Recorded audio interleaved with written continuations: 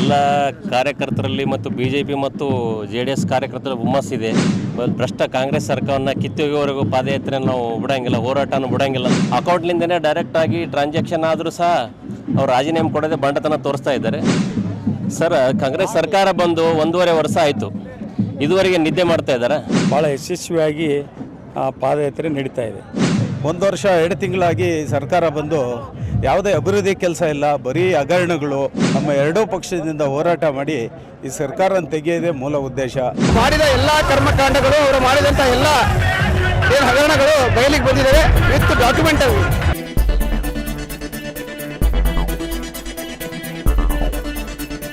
ಮೈಸೂರು ಚಲೋ ಪಾದಯಾತ್ರೆಗೆ ಇವತ್ತು 6ನೇ ದಿವಸ. ಏನು ಮೊದಲನೇ ದಿವಸ ಸ್ಟಾರ್ಟ್ ಆಗಿರೋ ಜೋಶ್ ಇತ್ತು, ಇವತ್ತು ಅದೇ ಜೋಶಲ್ಲಿದ್ದಾರೆ BJP ಹಾಗೂ JDS ಕಾರ್ಯಕರ್ತರು.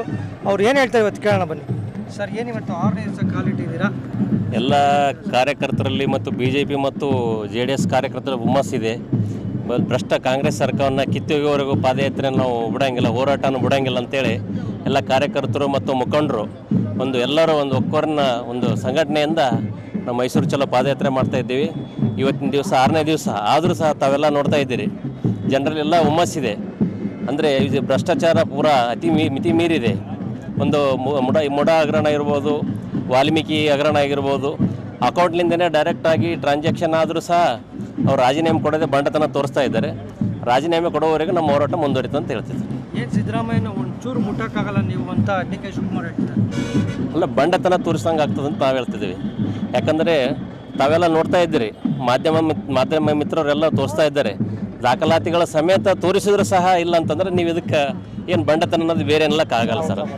ಅದಕ್ಕೆಲ್ಲ BJP ಮಾಡಿರೋವಂಥ ಭ್ರಷ್ಟಾಚಾರನ ಬಯಲ್ಗೆಳಿತೀವಿ ಅಂತ ಜನಾಂದೋಲನ ಮಾಡ್ತಿದ್ದಾರೆ. ಸರ್, ಕಾಂಗ್ರೆಸ್ ಸರ್ಕಾರ ಬಂದು 1.5 ವರ್ಷ ಆಯಿತು, ಇದುವರೆಗೆ ನಿದ್ದೆ ಮಾಡ್ತಾ ಇದ್ದಾರೆ.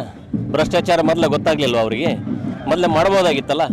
1.5 ವರ್ಷ ಸುಮ್ಮ ಕುಂತು ತಮ್ಮ ಹಗರಣ ಬಯಲಿಗೆ ಬಂದ ಏನೋ ನೆಪ ಮಾತ್ರ ಕೇಳಿಬಿಟ್ಟು ಸುಮ್ಮನೆ ಆರೋಪ ಮಾಡೋದಕ್ಕೆ ಜನ ಆಂದೋಲನ ಮಾಡ್ತಾರೆ. ಯಾವ ನೈತಿಕತೆಯಿಂದ ಜನ ಆಂದೋಲನ ಮಾಡ್ತಾ ಇದ್ದಾರೆ ಅವರು? ಜನ ಆಂದೋಲನ ಅಂದರೆ ಏನು, ಅದರ ಅರ್ಥನೇ ಗೊತ್ತಿಲ್ಲ ಅವರಿಗೆ.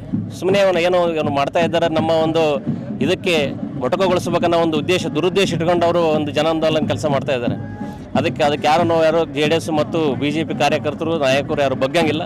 ನಮ್ಮ ವಿಜೇಂದ್ರ ಸರ್ ಮತ್ತು ಕುಮಾರಸ್ವಾಮಿ ಅವರ ನೇತೃತ್ವದಲ್ಲಿ ಈ ಪ್ರತಿಭಟನೆ ನಡೀತಾ ಇದೆ. ರಾಜೀನಾಮೆ ಈ ಸರ್ಕಾರ ತೊಲಗೋವರೆಗೂ ನಾವು ಬಿಡೋಲ್ಲ. ಭಾರತೀಯ ಜನತಾ ಪಕ್ಷ ಮತ್ತು ಜಾತ್ಯತೀತ ಜನತಾ ದಳದ ಸಂಯುಕ್ತ ಆಶ್ರಯದಲ್ಲಿ ನಡೀತಕ್ಕಂಥ ಇದು ಬೆಂಗಳೂರಿಂದ ಮೈಸೂರು ಪಾದಯಾತ್ರೆ ಕಾರ್ಯಕ್ರಮ ಇವತ್ತು 6ನೇ ದಿನಕ್ಕೆ ಕಾಲಿಟ್ಟಿದೆ. ಭಾಳ ಯಶಸ್ವಿಯಾಗಿ ಪಾದಯಾತ್ರೆ ನಡೀತಾ ಇದೆ. ಬಹುಶಃ ನಿಮಗೆ ಗೊತ್ತಿರಲಿ, ಈ ಪಾದಯಾತ್ರೆಯಲ್ಲಿ ನಮ್ಮ ಪಕ್ಷದ ಭಾರತೀಯ ಜನತಾ ಪಕ್ಷ ಎಲ್ಲ ಮುಖಂಡರು ಮತ್ತು ಜಾತ್ಯತೀತ ಜನತಾ ದಳದ ಎಲ್ಲ ಮುಖಂಡರು ಕೂಡ ಪಾದಯಾತ್ರೆಯಲ್ಲಿ ಭಾಗವಹಿಸ್ತಾ ಇದ್ದಾರೆ. ಇವತ್ತು ಈ ಒಂದು ಪಾದಯಾತ್ರೆ ನೋಡಿದಾಗ ಏನು ಈ ದಾರಿ ಉದ್ದಕ್ಕೂ ಕೂಡ ಯಾರು ಗ್ರಾಮಸ್ಥರಿದ್ದಾರೆ, ಅನೇಕರಿದ್ದಾರೆ, ಏನೋ ಪಾದಯಾತ್ರೆ ನಡೀತಾ ಇದೆ, ಏನು ಹೇಳ್ತಾ ಇದ್ದಾರೆ, ಎಲ್ಲಿ ಸರ್ಕಾರ ಎಡವಿದೆ ಅನ್ನೋದ್ರ ಬಗ್ಗೆ ಬಹಳ ಮನವರಿಕೆ ಕೂಡ ಮಾಡಿಕೊಳ್ತಾ ಇದ್ದಾರೆ. ಇಂಥ ಸಂದರ್ಭದಲ್ಲಿ ಸಿದ್ದರಾಮಣ್ಣವರು ಯಾರು DK ಶಿವಕುಮಾರ್ ಅವರು ಸಿದ್ದರಾಮಣ್ಣವ್ರಿಗೆ ಯಾರಿಗೆ ಕುಸ್ತಿ ಹಿಡಿಯೋಕ್ಕಾಗಲ್ಲ, ಅವ್ರಿಗೆ ಏನೂ ಮಾಡೋಕ್ಕಾಗಲ್ಲ. ನಾವು ಯಾವ ಕುಸ್ತಿ ಹಿಡ್ತಾ ಇಲ್ಲ, ಕಾನೂನು ಆಗಿರ್ತಕ್ಕಂಥ ಹೋರಾಟ ನಾವು ಮಾಡ್ತಾಯಿದ್ವಿ. ಪಕ್ಷದಿಂದ ಕಾನೂನಾತ್ಮಕವಾಗಿ ಹೋರಾಟ ಮಾಡಿ ನಾವೇನು ಆಗ್ರಹ ಮಾಡ್ತಾಯಿದ್ವಿ ಅಂತಂದ್ರೆ ತಾವು ರಾಜೀನಾಮೆ ಕೊಡಬೇಕು ಅಂತೇಳಿ. ಖಂಡಿತ ನನಗೆ ಭರವಸಿದೆ, ಬರ್ತಕ್ಕಂಥ 10ನೇ ತಾರೀಕಿಗೆ ಒಳಗಾಗಿ 10ನೇ ತಾರೀಕಿಗೆ ನಮ್ಮ ಸಮಾವೇಶ ಕಾರ್ಯಕ್ರಮ ಮೈಸೂರಲ್ಲಿ ನಡೀತಾ ಇದೆ. ಅದರ ಪೂರ್ವದಲ್ಲಿ ಖಂಡಿತವಾಗಿ ಅವ್ರು ರಾಜೀನಾಮೆ ಕೊಡ್ತಾರೆ ಅಂತೇಳಿ ನಾನು ಇವತ್ತು ಎರಡೂ ಪಕ್ಷದ ವತಿಯಿಂದ ಭಾಳ ಉತ್ಸಾಹದಿಂದ ಪಾದಯಾತ್ರೆ ನಡೀತಾ ಇದೆ. ಇಂಥ ಭ್ರಷ್ಟಾಚಾರನ ತೆಗಿಬೇಕು ಅಂತೇಳ್ಬಿಟ್ಟು ನಮ್ಮ ಹೋರಾಟ. ಇವತ್ತು ನೋಡ್ತಾ ಇರ್ಬೋದು, ಯಾವುದೇ 1 ವರ್ಷ 2 ತಿಂಗಳಾಗಿ ಸರ್ಕಾರ ಬಂದು ಯಾವುದೇ ಅಭಿವೃದ್ಧಿ ಕೆಲಸ ಇಲ್ಲ, ಬರೀ ಹಗರಣಗಳು ಇವೇ ತುಂಬಿ ತುಳುಕ್ತಾ ಇದೆ. ಇಂಥ ಒಂದು ಸರ್ಕಾರನ ಕಿತ್ತಾಕಬೇಕು ಅಂದರೆ ನಮ್ಮ ಎರಡೂ ಪಕ್ಷದಿಂದ ಹೋರಾಟ ಮಾಡಿ ಈ ಸರ್ಕಾರನ ತೆಗೆಯೋದೇ ಮೂಲ ಉದ್ದೇಶ. ಇವತ್ತು ಜನಗಳಿಗೆ ಏನೋ ಒಂದು ಅನುಕೂಲವಾದಂಥ ಕೆಲಸಗಳು ಮಾಡ್ತಾಯಿಲ್ಲ, ಬರೀ ಇದೆ ಭ್ರಷ್ಟಾಚಾರ ಬಿಟ್ಟರೆ ಬೇರೆ ಏನೂ ಆಗ್ತಾಯಿಲ್ಲ. ರಾಜ್ಯದ ಕಡೆ ಗಮನ ಇಲ್ಲ, ಬರೀ ನಾನು ನೀನು ಅನ್ನೋದೇ ಆಗಿಬಿಟ್ಟಿದೆ. ಇವತ್ತು ಮುಡ ಹಗರಣ ಇರ್ಬೋದು, ವಾಲ್ಮೀಕಿ ಹಗರಣ ಇರ್ಬೋದು, ಇವೆಲ್ಲ ನೋಡಿದಾಗ ಸರ್ಕಾರ ಎಲ್ಲಿದೆ, ಏನು ಕಾಂಗ್ರೆಸ್ ಸರ್ಕಾರ ನಡೆಸ್ತಾ ಇದೆ ಅಂತ ನಮ್ಮ ಮನಸ್ಸಿಗೆ ಅನಿಸುತ್ತೆ. ಈ 10ನೇ ತಾರೀಕು ಆದ್ಮೇಲೆ ಮುಂದಿನ ನಡೆ ಸರ್ ನಮ್ಮದು ಈಗ ಮತ್ತೊಂದು ಸರಿ ನಮ್ಮ ಹೋರಾಟ ಈ ಸರ್ಕಾರ ತೆಗೆಯೋವರೆಗೂ ನಮ್ಮದು ಹೋರಾಟ ಇದ್ದೇ ಇರುತ್ತೆ. ಇದೇ ರೀತಿ ಎರಡೂ ಪಕ್ಷಗಳು ಸೇರಿ ಒಂದು ಒಳ್ಳೆ ಹೋರಾಟನ ಮಾಡಿ ಈ ಸರ್ಕಾರನ ತೆಗೆಯುವಂಥ ಕೆಲಸವನ್ನು ಮಾಡ್ತೀವಿ. 6 ದಿವಸ ಪಾದಯಾತ್ರೆ ಭಾಗವಹಿಸಿದ್ರೆ ನಮ್ಮ ಕರ್ನಾಟಕ ಕಾಸರಗೋಡು ಜೊತೆ 6 ದಿವಸ ಕೂಡ ತಾವು ಭಾಗವಹಿಸಿದ್ರಿ. ಹೇಗೆ ಅನಿಸಿದ್ದಾರೆ ತಮಗೆ? ಸರ್, ಇವತ್ತು ಜನ ಬೆಂಬಲ ದಿನ ದಿನ ಹೆಚ್ಚಾಗ್ತಾ ಇದೆ. ಇವತ್ತೇನು ಈ ಒಂದು ಪಾದಯಾತ್ರೆ ಭಾಳ ದೊಡ್ಡ ಪ್ರಮಾಣ ಸಕ್ಸಸ್ ಆಗಿದೆ. ಇವತ್ತು ಇದರಿಂದ ಕಾಂಗ್ರೆಸ್ಸಿಗೆ ಭಾಳ ದೊಡ್ಡ ನಡುಕನ್ನು ಹುಟ್ಟಾಗಿದೆ ಈ ಪಾದಯಾತ್ರೆ. ಇವತ್ತಿನ ಅವರ ಮಂತ್ರಿಗಳು ಇರ್ಬೋದು, ಮುಖ್ಯಮಂತ್ರಿಗಳ ಮಾತುಗಳು ನೋಡಿದ್ರೆ ಗೊತ್ತಾಗುತ್ತೆ. ಇವತ್ತು ಈ ಪಾದಯಾತ್ರೆ ಇವತ್ತು ವಿಜೇಂದ್ರ ಅವರ ನೇತೃತ್ವದಲ್ಲಿ ನಡೀತಾ ಇದೆ. ಭಾಳ ದೊಡ್ಡ ಪ್ರಮಾಣದಲ್ಲಿ ಮಹಿಳೆಯರು, ಯುವಕರು, ಬಡವರು, ರೈತರು ಭಾಗವಹಿಸ್ತಾ ಇದ್ದಾರೆ. ಇವತ್ತು ನಮ್ಮ ಈ ಪಾದಯಾತ್ರೆ ಮುಂದಿನ ದಿವಸಗಳಲ್ಲಿ ಒಂದು ನಿರ್ಣಯವನ್ನು ಮಾಡುತ್ತೆ. ಆದಷ್ಟು ಬೇಗ ಈ ರಾಜ್ಯದ ಮುಖ್ಯಮಂತ್ರಿಗಳು ರಾಜೀನಾಮೆ ಕೊಡುವಂಥ ದಿನಗಳು ಹತ್ತಿರ ಬರ್ತಾ ಇದೆ.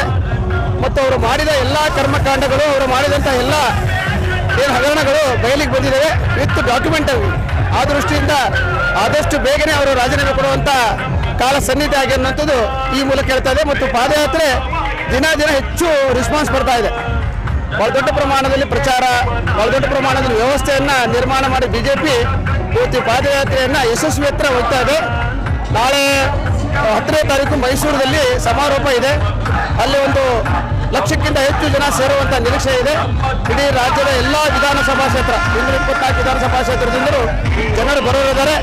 ಈ ಸರ್ಕಾರ ದಲಿತ ವಿರೋಧಿ ಸರ್ಕಾರ, ಬಡ ವಿರೋಧಿ ಸರ್ಕಾರ ಮತ್ತು ಭ್ರಷ್ಟ ಹಗರಣಗಳ ಸರ್ಕಾರ ಅನ್ನುವಂಥದ್ದು ಈ ಒಂದು ಪಾದಯಾತ್ರೆ ಪ್ರತಿಬಿಂಬಿಸ್ತಾ ಇದೆ. ಇವತ್ತು ಜನರ ಮಧ್ಯದಲ್ಲಿ ಕಾಂಗ್ರೆಸ್ ಸರ್ಕಾರ ತನ್ನ ಅಸ್ತಿತ್ವವನ್ನು ಕಳ್ಕೊಂಡಿದೆ. ಆದಷ್ಟು ಬೇಗನೆ ಆ ಶಾಸಕರು ರಾಜೀನಾಮೆ ಕೊಡುವಂಥ ಹಂತಕ್ಕೆ ಬರ್ತಾರೆ. ವಿಡಿಯೋ ಇಷ್ಟ ಆದಲ್ಲಿ ಲೈಕ್ ಮಾಡಿ, ಸಬ್ಸ್ಕ್ರೈಬ್ ಮಾಡಿ, ಚಂದಾದಾರರಾಗಿ.